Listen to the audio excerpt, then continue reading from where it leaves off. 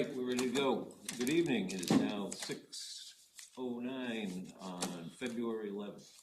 This is the regularly scheduled meeting of the Sandwich Board of Appeals. Please stand for the Pledge of Allegiance. Pledge allegiance to the flag of the United States of America and to the republic for which it stands, one nation, under God, indivisible, with liberty and justice for all. The Board of Appeals is comprised of 5 regular members and 1 alternate. The Board of Appeals can have up to 4 alternate members. Any decision of this board requires a 2/3 vote. 2/3 of 5 is 4. If only 4 members vote, the vote would have to be unanimous. If 5 members vote, 1 member could dissent. This meeting is live and streamed on Sandwich Community Television's website and on local channel 9. The meeting is being recorded and will be available to the SCTV or on the SCTV website at www.sandwichtv.org tomorrow. The board asks that if anyone is recording this meeting, please notify the chair. I see none, and we move on.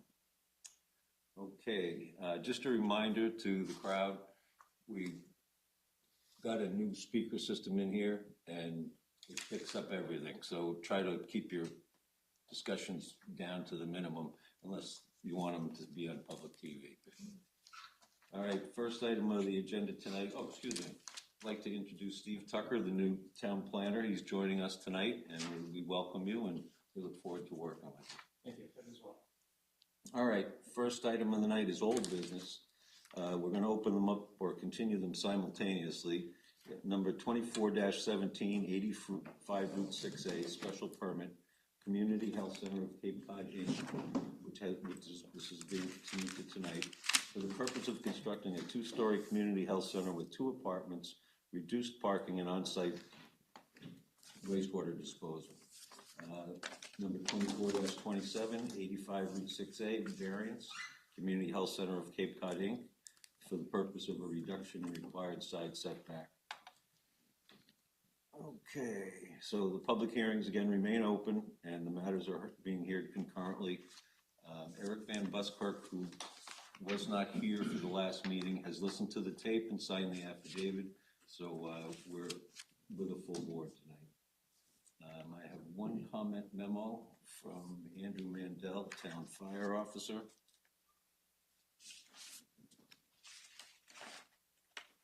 Oh, wrong folder.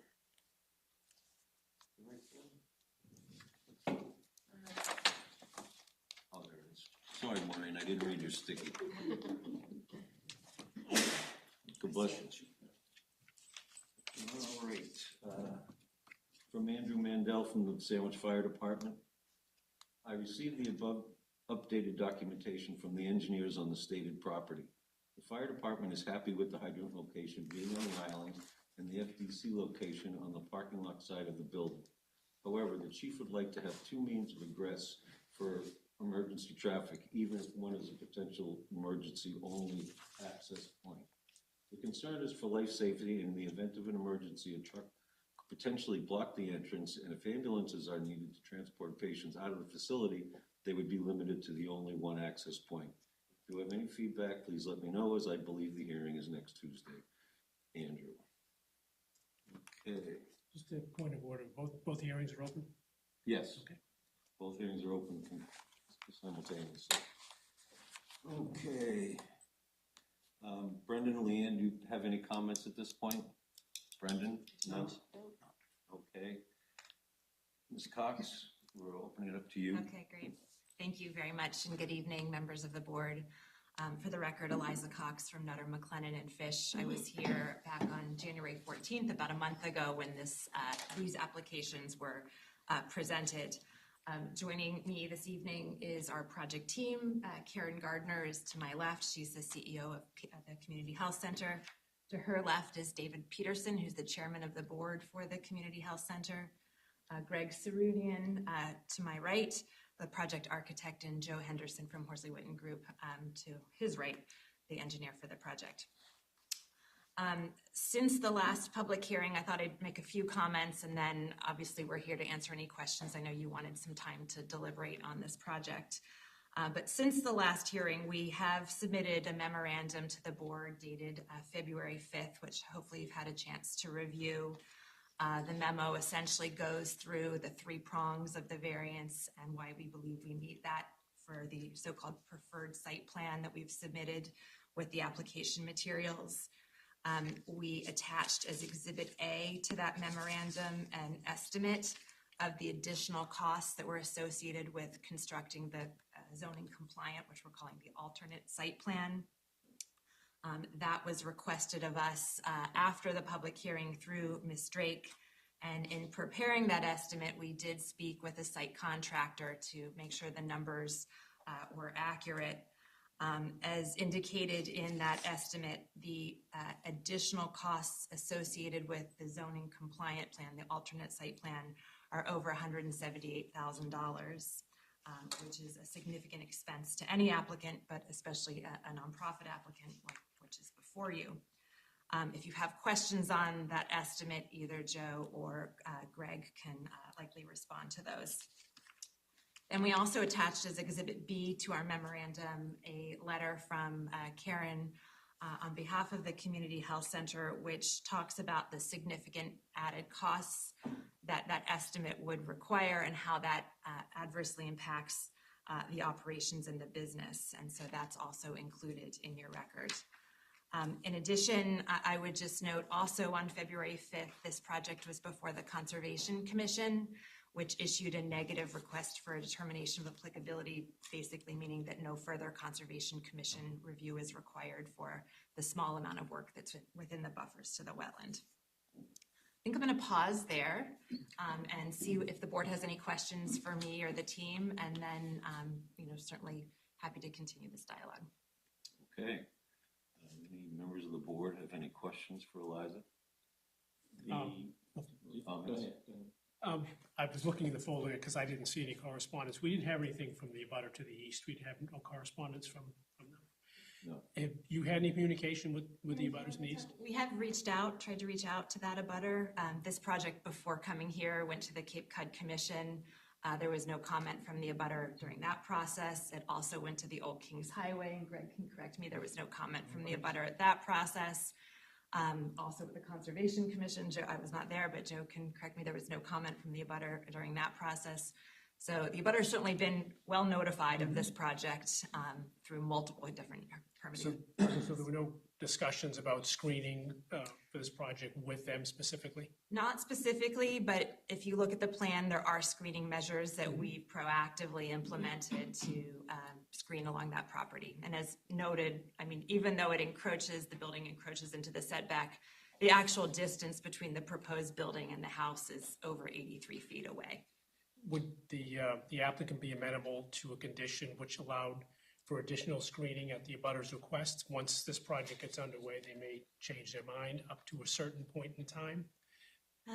It's hard to agree to an open-ended condition like that. I mean, I think a time limit on it, so they have a certain amount of time to say, this is a big project. It's not what we expected. Put a dollar limit on it, something to allow for them some sort of recourse if, in fact, we grant this variance. They could work with you to improve the screening if it's necessary. I think work with them.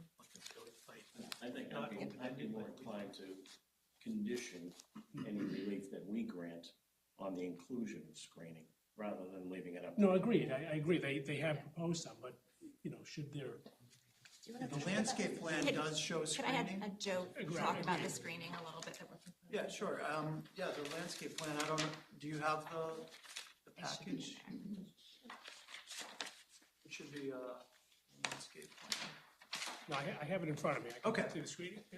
Yeah, so we thought of that as we were developing our landscape plan, so that property line is screened. But there's really nothing screening the building. The landscape plan that I'm looking at, which is, I'm assuming the only one that we got, shows screening of the parking area, but it shows no screening aside the building. So the building is set down about 6 feet from the grade, so it's lower. There's a retaining wall along that edge of the property. So the building itself will be set down 6 feet. But the elevation above that is The still elevation is significant. Yeah. Yeah, so I think what happened is, you know, we've got a retaining wall there, so there's really no room on this property to screen. We could put some, I guess, some larger or something that will grow taller, but right now you'd have to have something grow to screen, would have to be up 8, 9, 10 feet to screen the property. Where the retaining wall I mean, is. an arborvitae, certain arborvitae's, you know, cedar, whatever, could be planted, you know, significant size to screen that building. I don't think that's a big issue. Yeah, you've done, the other question I have is, I believe Leanne provided you with that comment from the fire department some time ago. What steps have you taken Yeah. to another access? So we have, and we appreciate the conversations that we've had with the fire department. Our team has been communicating with the fire department. Since the initial hearing, when we first received the comments from the fire department, we did confirm at their request that there's adequate movement within the site for all of their vehicles, and that has also been now confirmed by the fire department as well. We've reached agreement on the location of the fire hydrant on the site, and we've also reached agreement on the location of the FDC access on the site. What does remain outstanding from the last comment we had was their request for a secondary means of access for an ambulance.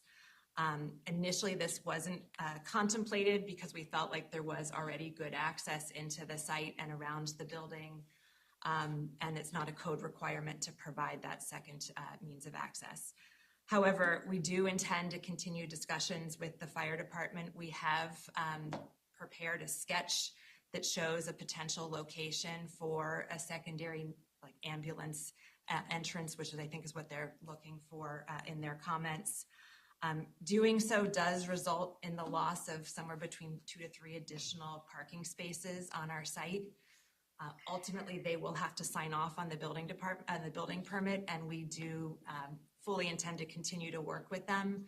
One of the things actually that I was going to request, if this was something that the board, you know, was interested in, was proposing a condition that would essentially grant additional relief from the parking requirements if needed, based on conversations with the fire department, to allow for that additional connection subsequent to this process, so we don't have to delay this process or come back if in fact that is going to be required on the site.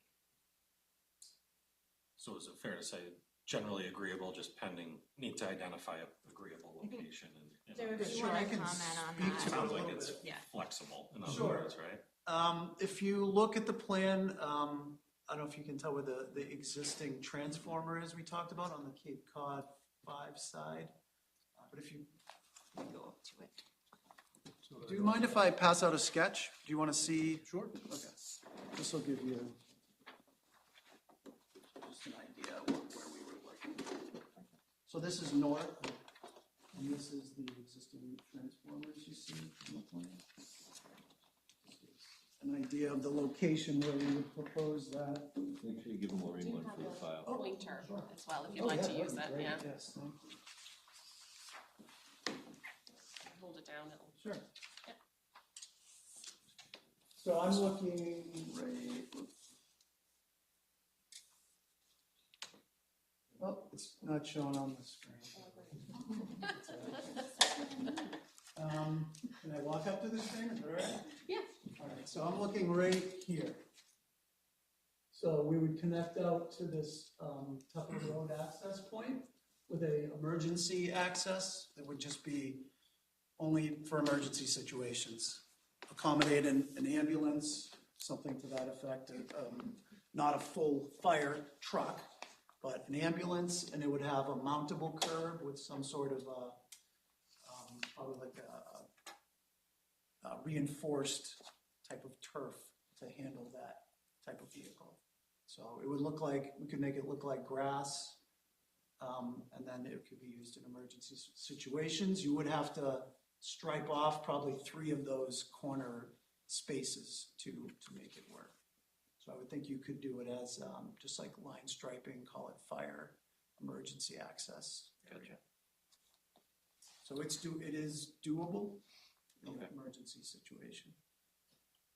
And you're still in discussion with them in regard to will it satisfy? Yeah, what we'd you like want? to continue, and we told him prior to the building permit application, we would go and meet with him, go through the whole building. Okay, We would probably most likely talk to them about this before that standpoint.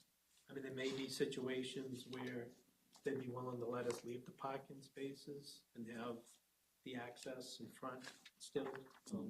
There's different things we wanted to talk to them about. okay, I mean, the building, from a building code standpoint, satisfies all the requirements for fire lanes. I, understood their rationale for it. We felt the building is very unique in terms of, that it's got the two roads, it's got the back entrance, so, I did have a conversation with Andrew, but not the chief. And again, we got this, I think, on Thursday or Friday of last week. So instead of pressing them, we figured we would move forward with this, proposal and then continue. We obviously want to make sure they're satisfied. sure, okay. I'm fine with that. Mr. Chairman, while we're on that topic, I know you're not there yet, but I'll just hand this in maybe for you to look. This was a condition that we had crafted that would allow for some flexibility to work with the fire department. I would envision this being a condition of the special permit decision for the parking. And essentially, you'll see two highlighted numbers because that changes depending on which plan it goes forward. But that it would essentially condition us to the plans that we've submitted to you, whichever is ultimately approved, but then allows for, after further consultation with the fire department, if that connection is required as part of the project, the loss of essentially 2 to 3 parking spaces to make that connection, as Joe has described. Okay. I sort of got the impression at the last hearing, when I think I raised the issue of a secondary access or a driveway access to that back drive there, that this emergency access would connect to.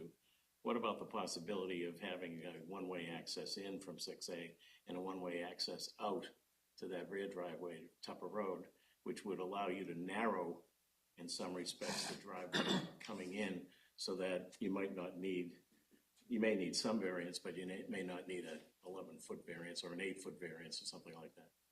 I think that emergency access that I had described would be it wouldn't be something you'd want to use all the time, just because of the topography on that access road is steep. So it wouldn't really conform to what we It's would. going to accommodate emergency vehicles. It would accommodate anybody driving in and out, it seems to me. You'd want to have it safe for emergency vehicles. The other thing I would just say is that narrowing the road could affect the turning of the fire apparatus into the main parking lot. Because they wanted to be able to bring in the ladder, the Yeah, long big ladder truck. truck. So, And that, it does work, but it's right there. yeah, it's very close to the edge of the I think curving. it's a good idea and concept. I don't think this site's very conducive to it. We also haven't studied we submitted as part of the Cape Cod Commission application, which is in your record, a full traffic study prepared by Vanessa and Associates that was reviewed for the commission. I don't know if changing the egress would affect most likely that traffic study and operations at, the intersections to the, I guess, east. But that we have not studied. I'm not sure that would be problematic, but it's just something that, you obviously know that at least some discussion from the last hearing that we were troubled by the idea of granting variance relief when there's an alternative measure. And I did go back and read those cases that you had presented to us, and it's clear that the one case that you brought up does suggest that that situation was a completely unique situation, that a creek running down through the middle of the lot. And there was no discussion in that case relative to whether or not there were alternate arrangements, which sort of begs the question as to whether or not there were any alternatives on that site. The Wolfman case, talks about an alternative compliant design and the added cost associated with that. So there was a design in that case that could have been constructed, but it was at an additional, $250,000 to $500,000. Similarly, we do have a compliant design, but there's a significant added cost associated with that compliant I design. understand that. question, not question. I didn't, I thought that the appeals court came out directly and said in that case that the lower court didn't get into the issue of whether, because the abutters tried to bring that up on appeal, whether there was an alternate approach, and the court said it was never addressed. So they weren't going to take it up. Well, although they did talk about, you know, the massing of the building could be moved to the other side of the building. I mean, they did go through that in the appeals court case to reference what the added cost of a compliant design.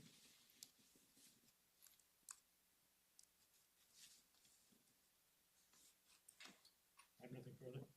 Anyone else have any questions or concerns? How about any member of the public would like to speak to at this point? No comments or questions from the public? Okay. Gentlemen, do we have enough information, you think, or comfortable with closing both hearings for further discussion or deliberation? Yes. Yes. Okay. I move we close application 2417. And let's see, 2427. 2427, we'll take it under advisement. Second. All in favor? Aye. Thank you. Thank you.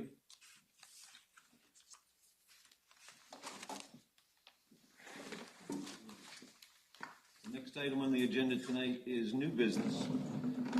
5-01, 26 Tupper Avenue, variance, Winkler, for the purpose of the side yard setback variance. And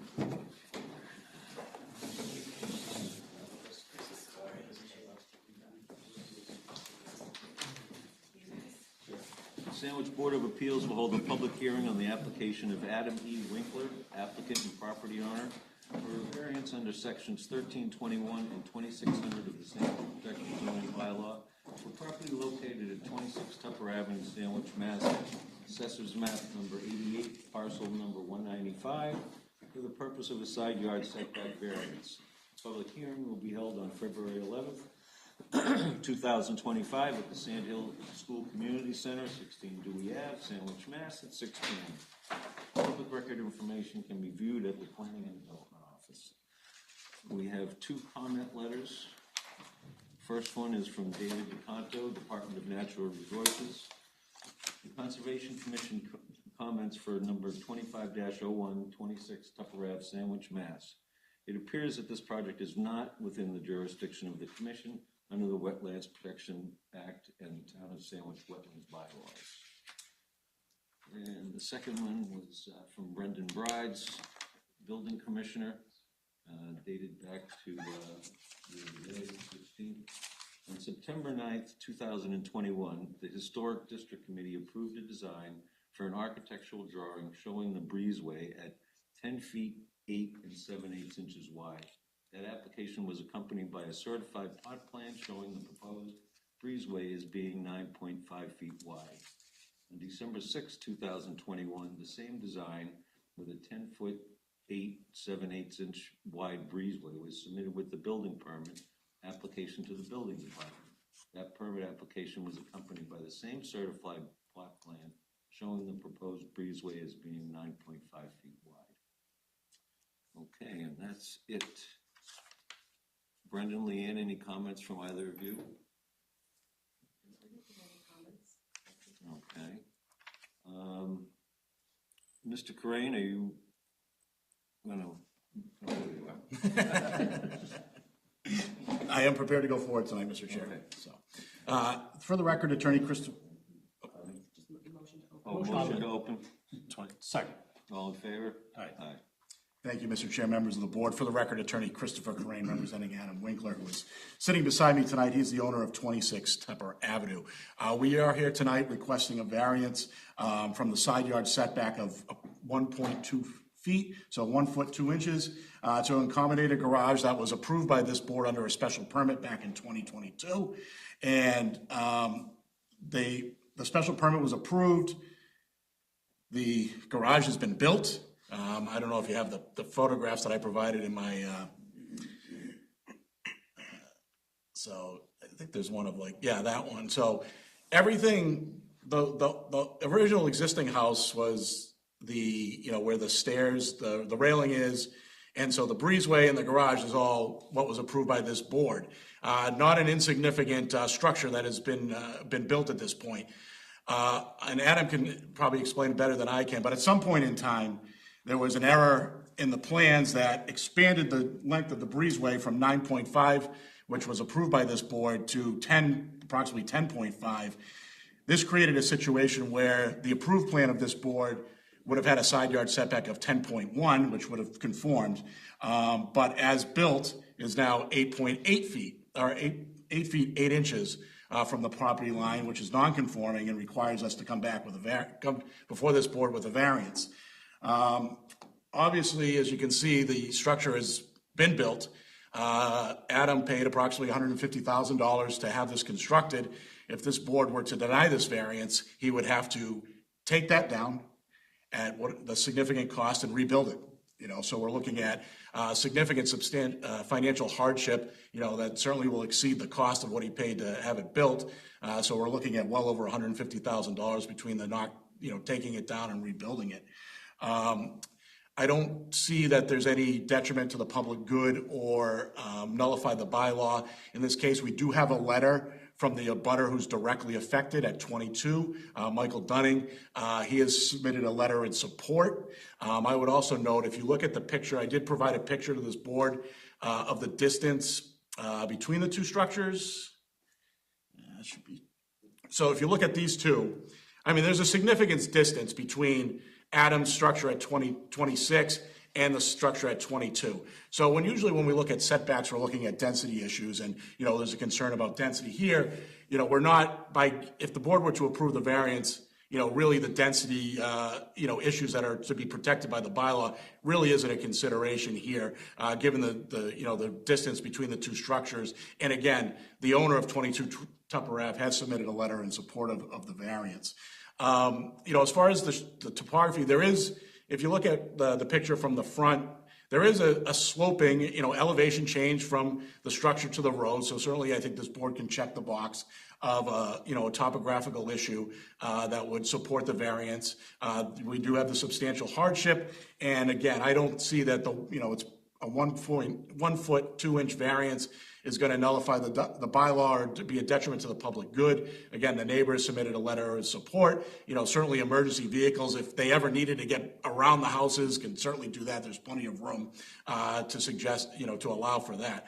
So, it's an unfortunate situation. It wasn't Adam's fault. He certainly wasn't trying to, do anything to escape the special permit that was issued. There was an error. That was no fault of his own. And, again, if you look at that structure, a denial of variance is going to require him to take it down and rebuild it.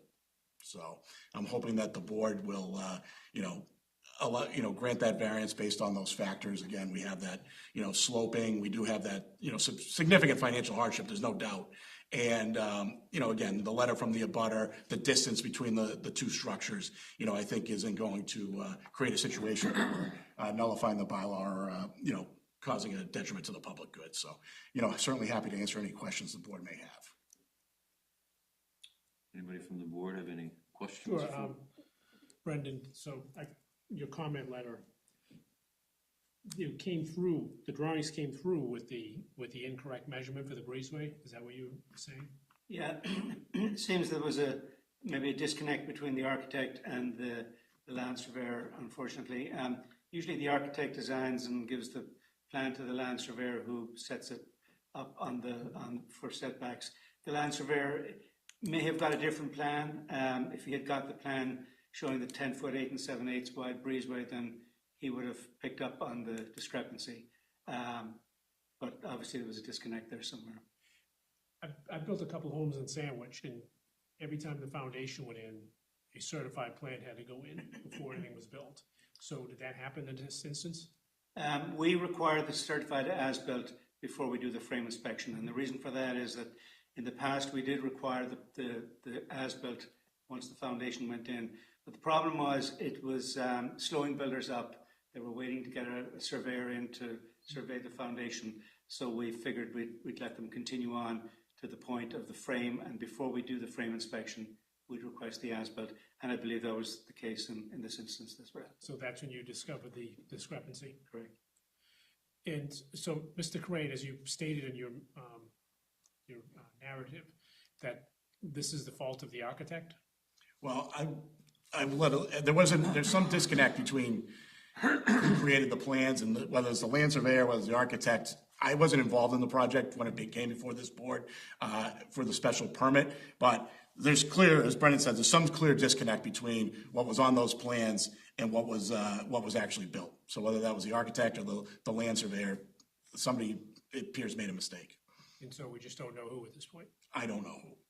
I mean, Adam may have a better idea than I am, but there's certainly, there was a mistake made. They'd be the ones responsible for it. Well, it's a tough thing to put on, anybody, that would require, whether you'd have to sue them, I don't know. But that doesn't change the fact that, you'd have to tear this down and rebuild it. So that would happen irrespective of. What about the 6 to 8 sideline setback deal? That doesn't apply to here at all. Couldn't make that work. It does if they have 50 feet of frontage, and you have 50 feet of frontage on that lot, I believe. It looks like 100 per the plan. So that would be a 10% setback on each side. It's an unfortunate situation all around, but again, not Mr. Winkler's fault, and hoping that this board, we're not talking about a 5 foot, 6 foot, 10-foot variance. We're asking for a foot 2 inches. So minor compared to. I have nothing further, Mr. Chair. I have nothing further. Anybody else? Anybody from the public want to speak to this special permit or this variance request? No? Okay, so I'll take a motion to close. So moved. Second. All in favor? Aye. Okay. Thank you very much. Thank you. You're welcome. Have a nice night. We have no items for board discussion, so we'll move right on to deliberations. And we'll start with the variance and the special permit for Community Health Center at Cape Cod.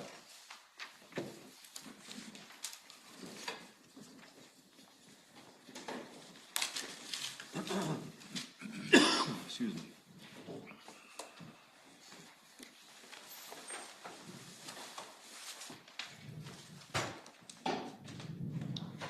Okay, so we'll start with the variance application for 85 Route 6A. This is the application from sections 1321 and 2600I of the zoning bylaw for property located at 85 Route 6A, which was filed on December 23rd, 2024. After proper notice was given, the public hearing was opened on January 14th and closed on February 11th, 2025. The application was accompanied by a plan entitled Site Plan for Community Health Center Permitting Plans, Sandwich, Massachusetts. Permitting set only, not for construction, dated December 23rd, 2024. Alternative Site Plan for Community Health Center Permitting Plans, Sandwich, Massachusetts. Permitting set only, not for construction, dated December 23rd, 2024. The board reviewed the application and all of the materials submitted prior to the closing of the public hearing. The board received and gave due consideration to the testimony given at the public hearing. Following members attended the public hearing: Neven, Gillian, Terrio, Van Buskirk, and Corain. Just to note that Mr. Van Buskirk did miss one meeting, but listened to the audio recording, reviewed all the materials of the project file, and allowed to deliberate. So the findings. The board finds that the application meets the requirements of Section 9, Mass General Law, Chapter 40A. Subject property is located within the BL1 zoning district. The applicant seeks an approval, not required, endorsement from the planning board to create a new parcel which will consist of 42,831 square feet with 174 feet of frontage on Route 6A. The applicant wishes to construct a 2-story community health center with 2 apartments, reduced parking, and on-site wastewater disposal. The applicant is requesting an 8.8-foot variance from the easterly side setback. The applicant states that maintaining a 20-foot setback creates a financial hardship due to the extreme topography of the lot. The board finds that a literal enforcement of this provision, well, I'll just stop right there. Are there any comments on those findings? Okay. So, anything to add to that? Any findings to add to that? Okay, well, we'll go through this and see what happens. Okay, so the literal enforcement of the provisions of this bylaw involves a substantial hardship, financial or otherwise. The hardship is owing to circumstances relating to the soil conditions, shape, or topography, such land or structures, but not affecting generally the zoning district in which it is located. And lastly, desirable relief may be granted without substantial detriment to the public good or nullifying or substantially derogating from the intent of the bylaw, intent or purpose of the bylaw. I have nothing further. Nothing further? Okay, let's check here.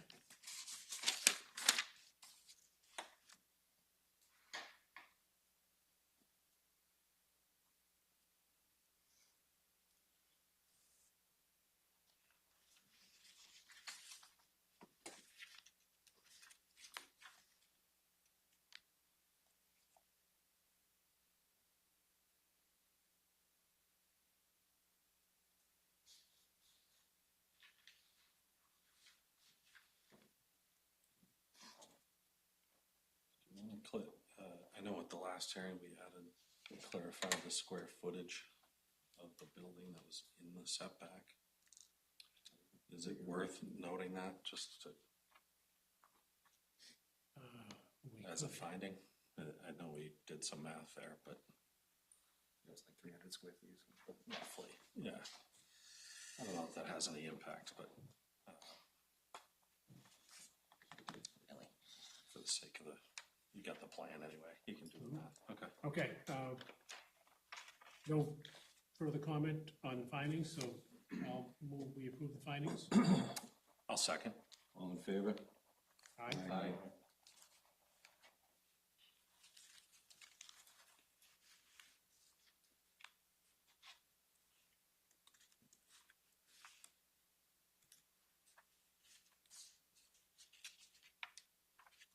Okay, conditions. At the public hearing, the Board of Appeals considered potential conditions of approval for the variance. The Board voted that the following conditions of approval shall be imposed upon any approval of a variance, and that these conditions are reasonable, that the applicant and its successor in interest shall be bound by these conditions. Failure to comply with all the conditions set forth in this decision shall terminate the grant of this variance. The variance shall not take effect until it's recorded at the Barnstable County Registry of Deeds, and a copy of the purported variance is provided to the Board of Appeals.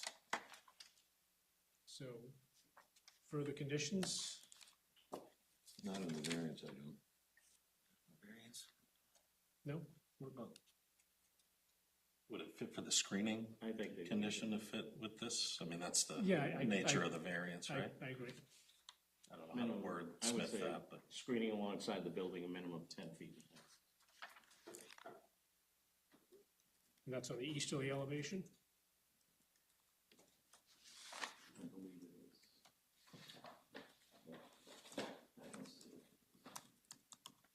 Yeah, it's the easterly side.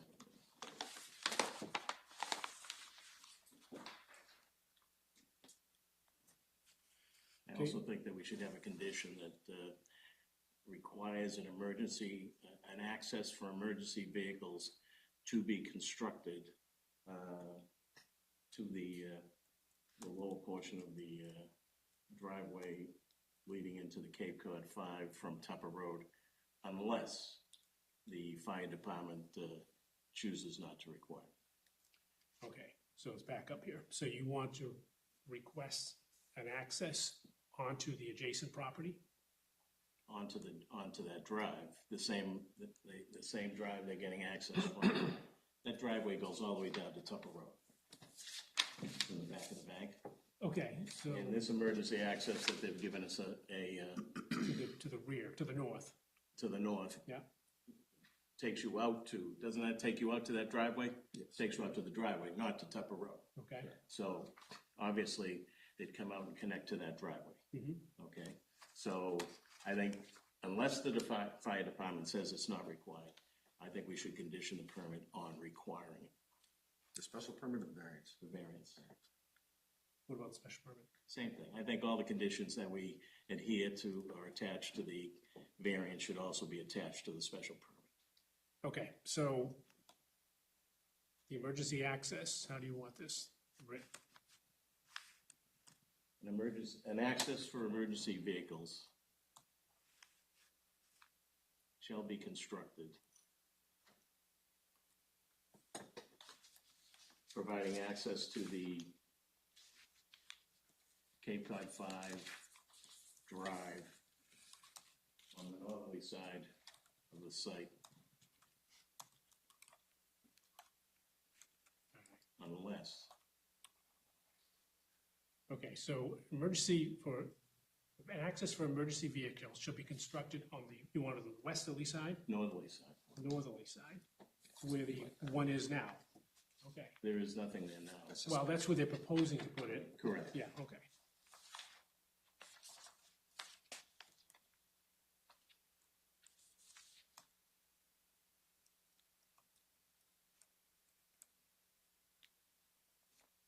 Okay, and then with the fire department's approval? Unless the fire department advises that such access is not necessary.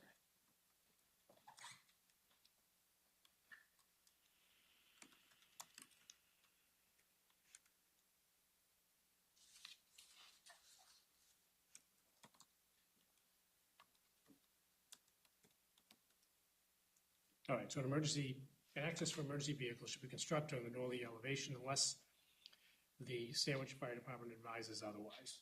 Correct, that's fine. Perfect. Anything further? Nope.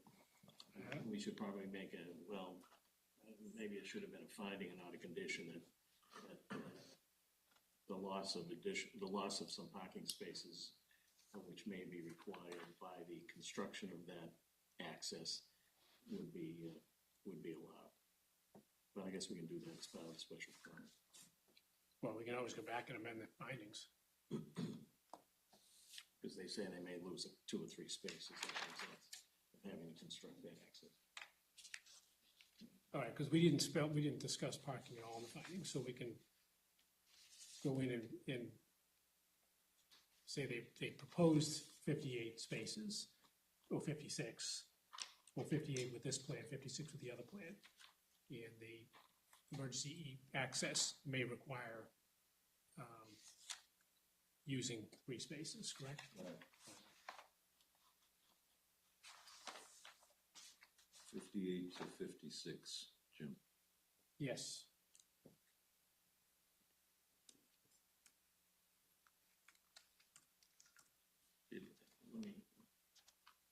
Did we specify the dollar amount when you made that finding relative to additional costs?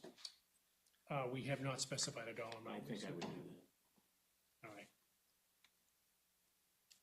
So I want to make a motion that we amend findings. Second. All in favor? Aye. Aye.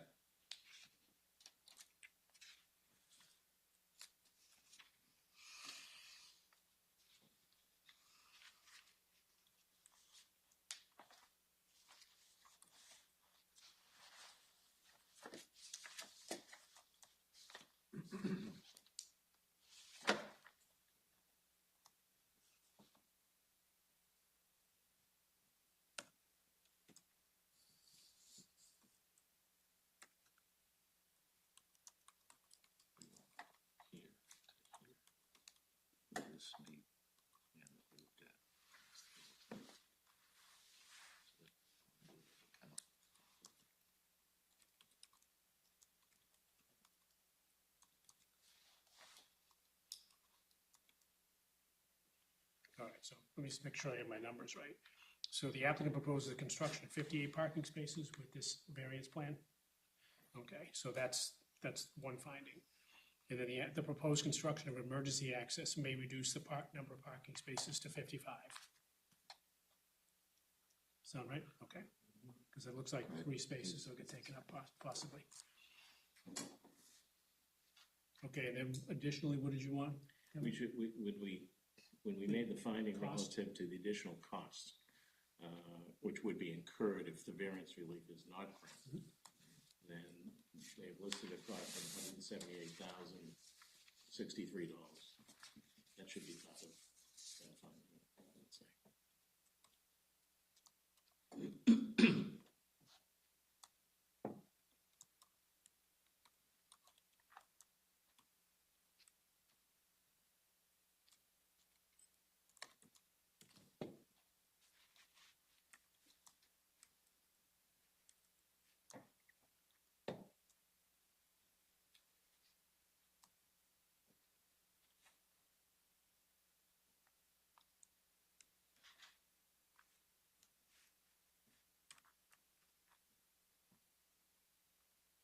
where the applicant states that the additional cost for construction without variance relief will be $178,000. Plus. 178,063. This is 063. Plus tax? Plus tax.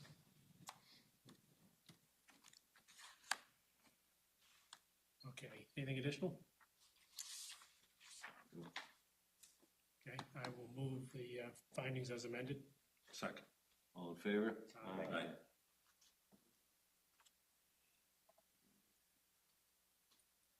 Okay, so now we're back to the conditions. So we added the two, the screening on the easterly elevation shall be a minimum of 10 feet in height. And the other one, we already read the access. Any other conditions? The screening should probably be arborvitae type screening. You really want to specify that? Well, Would you say evergreen or something? In the winter, there are no leaves on the Or trees. evergreen? Evergreen would be Vegetation? Right. Flexibility. Vegetative screening? no, arborvitae screening works. Evergreen, yeah. Just everything. Take it.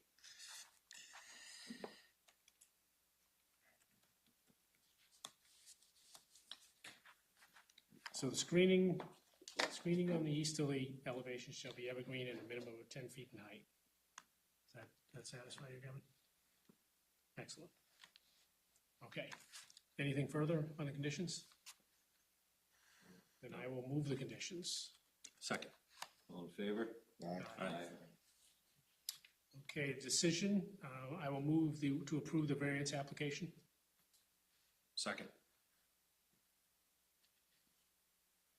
All in favor? Aye. Aye.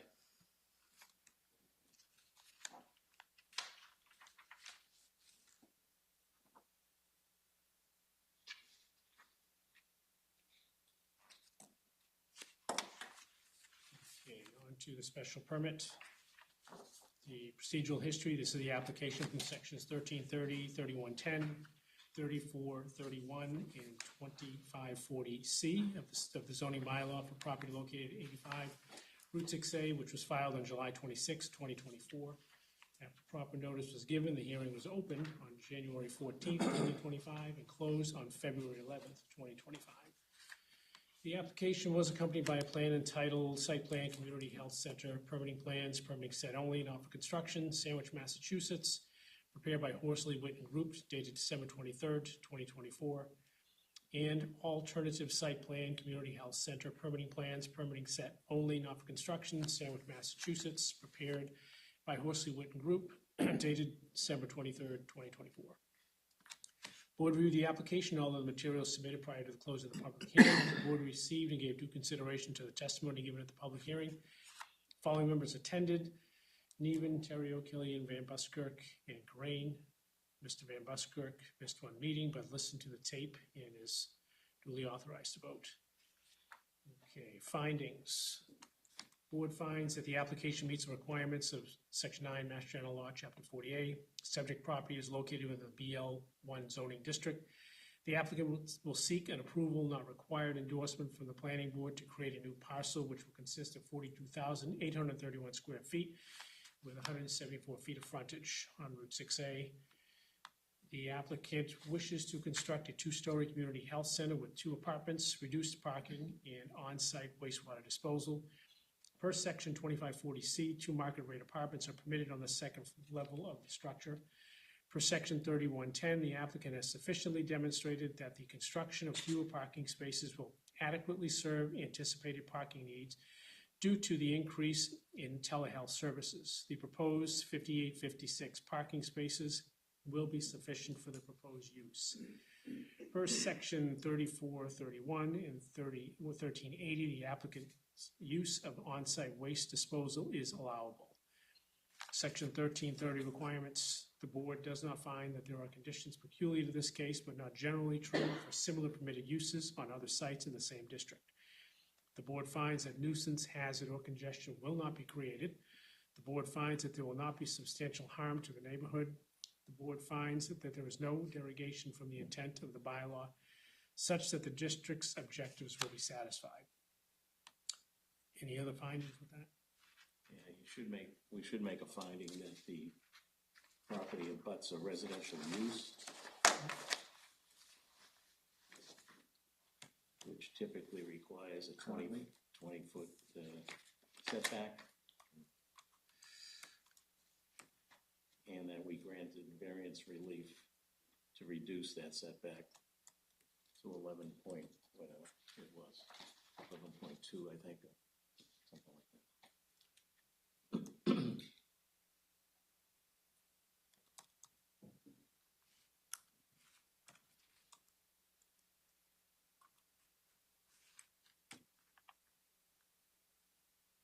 Okay, so subject property abuts a residential use requiring a 20-foot setback. And separate finding, the board is granted the variance, that's all you want? Reducing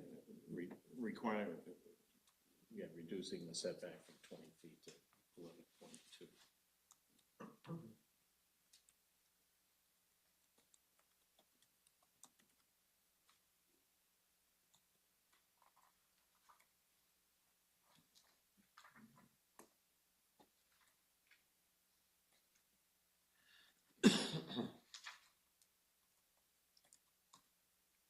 So the zoning board has granted variance relief, reducing the easterly setback to, what is it? 11.2.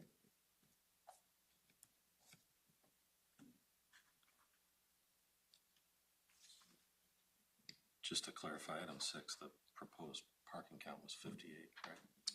Correct.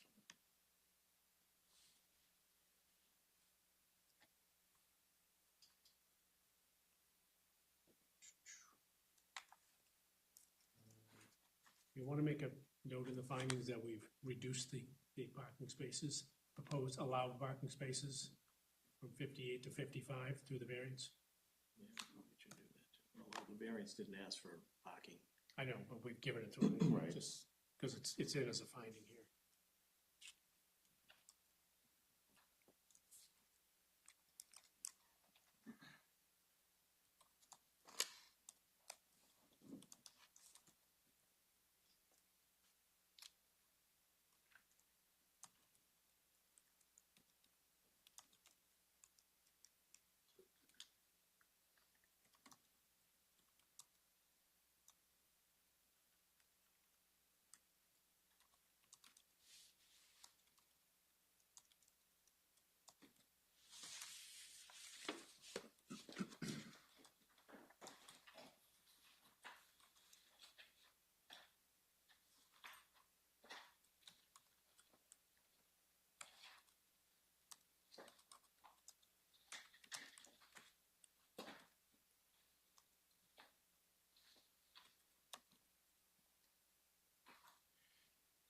The variance approved by the zoning board has reduced the parking requirements from 58 spaces to 55 to allow for the construction of an emergency vehicle access on the northerly elevation. If required. Sure.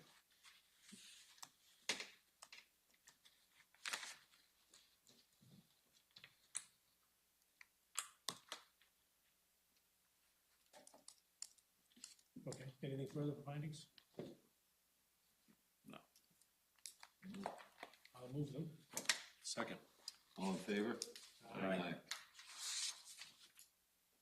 Okay, conditions. At the public hearing, the Board of Appeals considered potential conditions of approval for the special permit. The board noted that the following conditions of approval shall be imposed upon any approval of a special permit, and that these conditions are reasonable, that the applicant and its successor in interest shall be bound by the conditions. Failure to comply with the conditions set forth in this decision shall terminate the grant of the special permit pursuant to the requirements of Sandwich Protective Zoning Bylaw, Section 1330.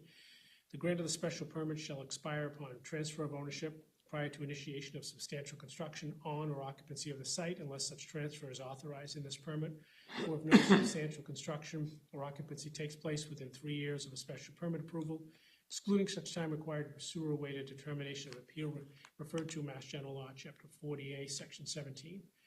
Special permit shall not take effect until it's recorded at the Barnstable County Registry of Deeds, and a copy of the recorded special permit is provided to the Board of Appeals. Division of the land must occur prior to the issuance of a building permit. Erosion controls must be in place prior to construction and maintained throughout. Anything further? Well, you should make the same two findings that we made on the variance relative to the screening. Conditions. And conditions, right?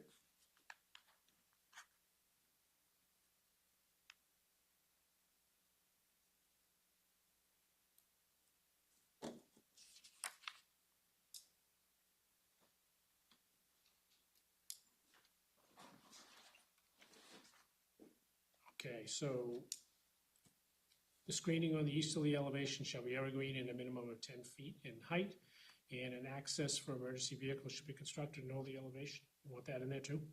Yeah. Okay.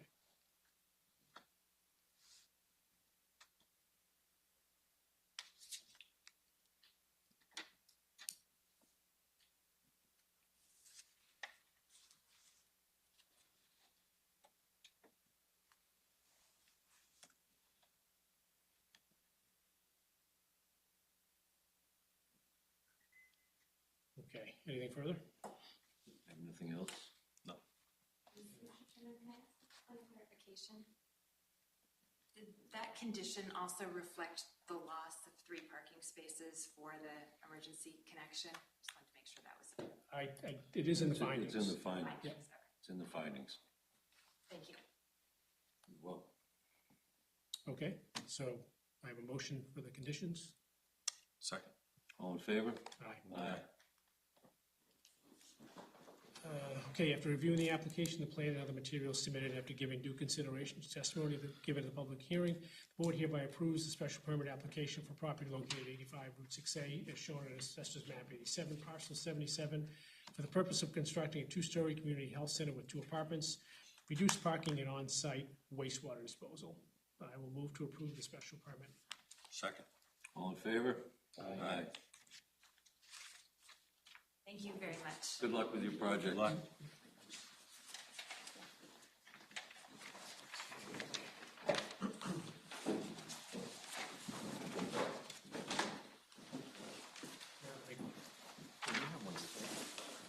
You have one of these? Thank you.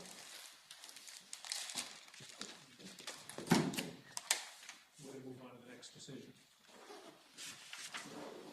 We'll move on to 25-01, 26 Tupper Ave, variance. You gonna hang around for the adjournment vote? For what? For the adjournment vote? Sure, why not? I don't do cocktails or something. You're excused, Mr. Cronin. All right, procedural history, this is a variance from sections 1321, 2600 of the zoning bylaw for property located at 26 Tupper Ave, which was filed on January 13th, 2025. After proper notice was given, the public hearing was opened on February 11th and closed on February 11th, 2025. The application was accompanied by a plan entitled Site Plan prepared for Adam Winkler in Sandwich, Mass, prepared by Richard J. Hood, dated September 7th, 2021. Yeah, the board reviewed the application and all of the materials submitted prior to the close of the public hearing. The board gave due consideration to the testimony at the public hearing. The following members attended: Neven, Killian, Terrio, and Van Busker. Findings. Board finds that the application meets the requirements of Section 9, Mass General Law, Chapter 48. Subject property is located within the R1 zoning district. The applicant previously received a special permit to construct a breezeway and garage, which should have maintained a 10-foot side yard setback. The applicant is requesting a 1.2-foot variance from the side yard setback due to an error during construction. Anything else? Is that the only finding? Well, there's obviously the other literal enforcement finding. Right, should we say anything that the direct abutter approves the, well, has no I don't think we're complaints? gonna put those things Okay, in there. that's fine. Keep it simple. Yeah, I mean, it just, error during construction, I guess, kind of says it all, right? Okay, the board finds that a literal enforcement of the provision of the bylaw involves a substantial hardship, financial or otherwise. Hardship is owing to circumstances relating to the soil condition, shape, or topography of such land or structures, but not affecting generally the zoning district in which is located. Desirable relief may be granted without substantial detriment to the public good, or nullifying or substantially derogating from the intent of the bylaw, purpose of the bylaw. Anything further for that, findings? Okay, then I will move them. Second. All in favor? Aye. Okay, conditions of the public hearing, the board considered potential conditions of approval for this variance. The board voted that the following conditions of approval shall be imposed upon any approval of a variance, and that these conditions are reasonable, that the applicant and its successor in interest shall be bound by these conditions. Failure to comply with all the conditions set forth in this decision shall terminate the grant of this variance. The variance shall not take effect until it's recorded at the Barnstable County Registry of Deeds, and a copy of the recorded variance is provided to the Board of Appeals. I don't think we have any other conditions, so I will move them. Second. All in favor? Aye. Aye. I move to approve the variance application. Second. All in favor? Aye. Aye. Aye. Thank you very much. Good to go.